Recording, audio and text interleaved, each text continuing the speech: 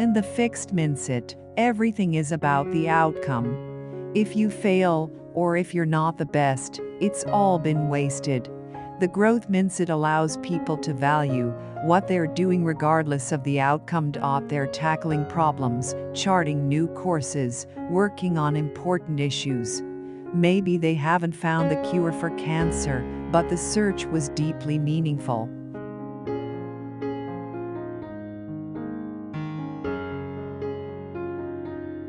Mindset change is not about picking up a few pointers here and there. It's about seeing things in a new way. When people change to a growth mindset, they change from a judge and be judged framework to a learn and help learn framework. Their commitment is to growth, and growth takes plenty of time, effort, and mutual support.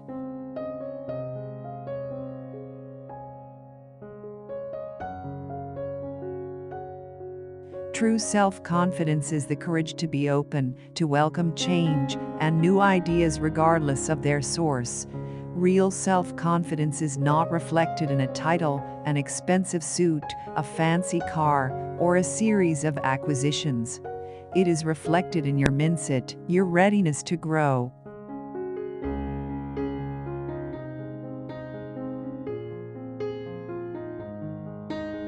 Many growth-minded people didn't even plan to go to the top. They got there as a result of doing what they love. It's ironic, the top is where the fixed mindset people hunger to be, but it's where many growth-minded people arrive as a byproduct of their enthusiasm for what they do.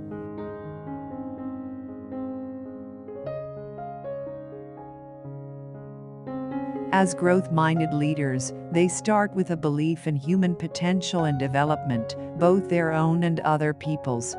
Instead of using the company as a vehicle for their greatness, they use it as an engine of growth for themselves, the employees, and the company as a whole.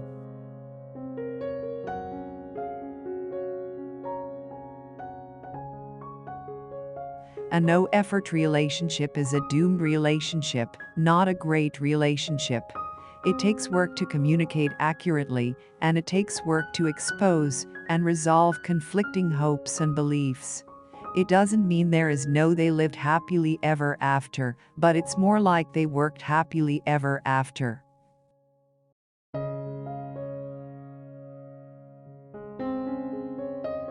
This growth mindset is based on the belief that your basic qualities are things you can cultivate through your efforts, your strategies, and help from others.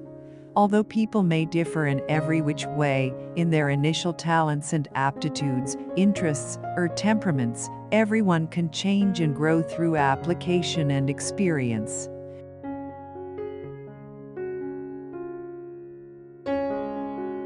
In one world, effort is a bad thing.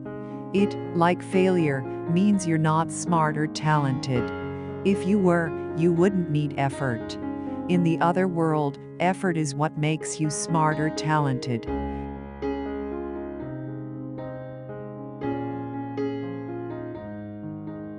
Even when you think you're not good at something, you can still plunge into it wholeheartedly and stick to it. Actually, sometimes you plunge into something because you're not good at it. This is a wonderful feature of the growth mindset.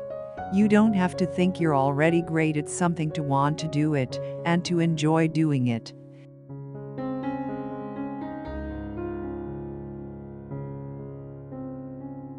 People are all born with a love of learning, but the fixed mindset can undo it. Think of a time when you were enjoying something, doing a crossword puzzle, playing a sport, learning a new dance. Then it became hard, and you wanted out. Maybe you suddenly felt tired, dizzy, bored, or hungry. Next time this happens, don't fool yourself. It's the fixed mindset. Put yourself in a growth mindset. Picture your brain forming new connections as you meet the challenge and learn. Keep on going.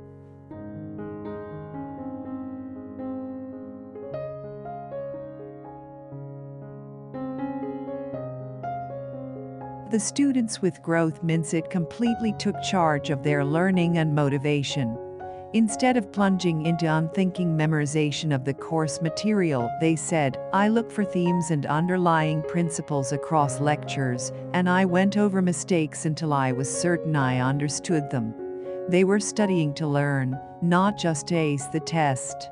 And, actually, this was why they got higher grades, not because they were smarter or had a better background in science.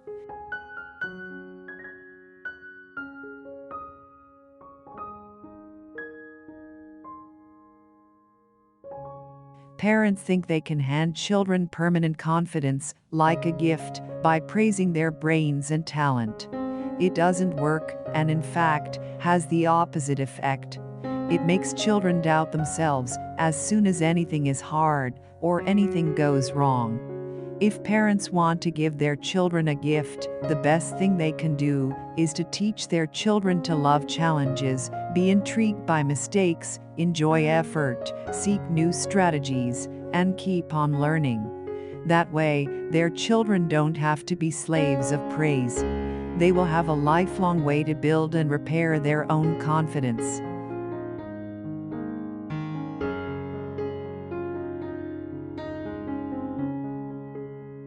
Let's be totally clear here.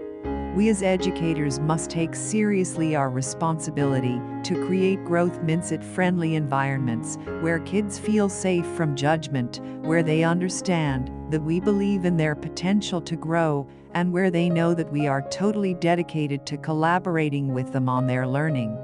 We are in the business of helping kids thrive, not finding reasons why they can't.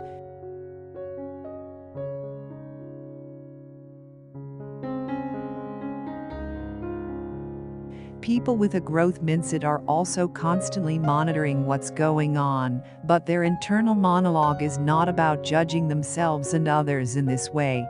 Certainly they're sensitive to positive and negative information, but they're attuned to its implications for learning and constructive action. What can I learn from this? How can I improve? How can I help my partner do this better?